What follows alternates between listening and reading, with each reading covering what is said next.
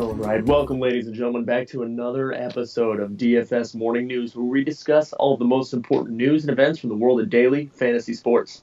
I'm your host, Mike Blitzer, and this evening we have a new DFS personality who has recently burst onto the scene, and I'm excited for you to meet Mr. Pete Manzinelli. Welcome to the show. Thank you very much, Mr. Titzer. It's an honor to be on such a prestigious news program. I also want to just say hi to my mom. I love you. You're beautiful. She's a big fan of you, Mr. Tits. BT Dubs. Yeah, that's all well and good, but please don't call me Mr. Tits ever again. Now, why don't you tell our audience a little bit about your new program, Pete'z Pickz? That's correct, Mr. Titties. I'm the host, I'm the writer, I'm the producer, the executive gaffer, the craft servicer for the hit new DFS YouTube online program called Pete'z Pickz, where I deliver and dish the hottest picks in the DFS industry so you can get paid and get laid. That was me hit thrusting. It's a fantastic tagline. Very interesting program, to say the least. So the real reason I brought you here today, Pete, is to ask you about the recent allegations that you've been selling bogus lineups to your subscribers. Care to comment? Excuse me? What did you just say to me? Oh, yeah, I have emails here from multiple users. Here, let's look at, we have Kyle Shambles, we have Jizz Rogers 69, we have Jerk Me McKinnon, and we have, two women, one double up. Yeah, accusing you of charging them for horrible lineups.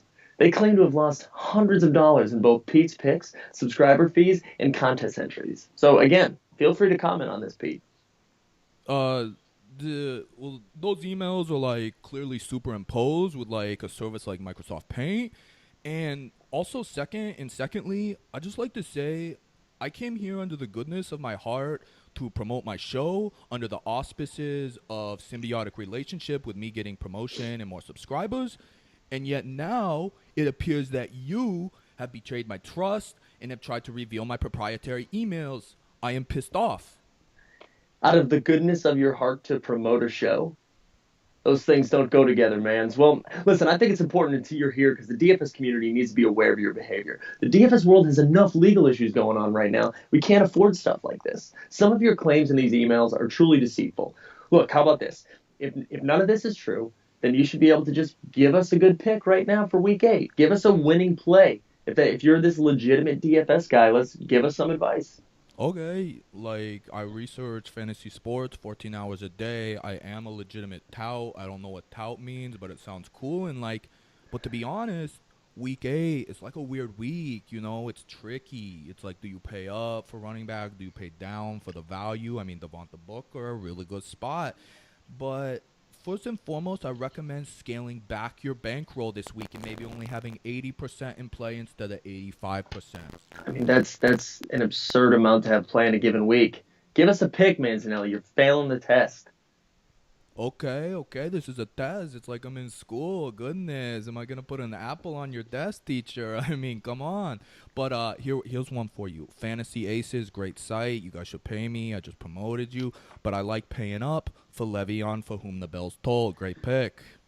Solid nickname, but Steelers are on a bye, Manzinelli. So why don't you pick someone, that has a game this weekend? Okay, I see it. My goodness, what kind of journalism is this? Jeez, no softballs from Mr. Blitzer. Goodness. So there's this new site that I've been using. It's called Stack Overflow, and I'm liking the guys in the England game because it's like early, but it's also in England. Stack Overflow, Manzinelli? It's an online community for programmers.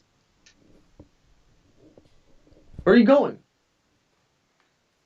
Manzinelli, where are you going? You can't run from this. Answer the questions. These aren't even hard-hitting questions. Look, you have tried to destroy my profession, my family, of which I'm a breadwinner. I will make you a piranha in this industry. I will black diamond you from ever interviewing another DFS pro like myself. I am out. Manzinelli, you don't have the clout to black. I don't even think black diamond is a negative thing. I think that just means I'm a tough interviewer. Is that Tito's vodka? What are you doing? You need Tito's vodka, a frisbee, and football to run away from your problems? I don't know any breadwinner that owns all of those things and then immediately puts them in a suitcase when they're running from their problems. Answer the questions, Manzinelli. What the hell is that? Is that the Expedia troll?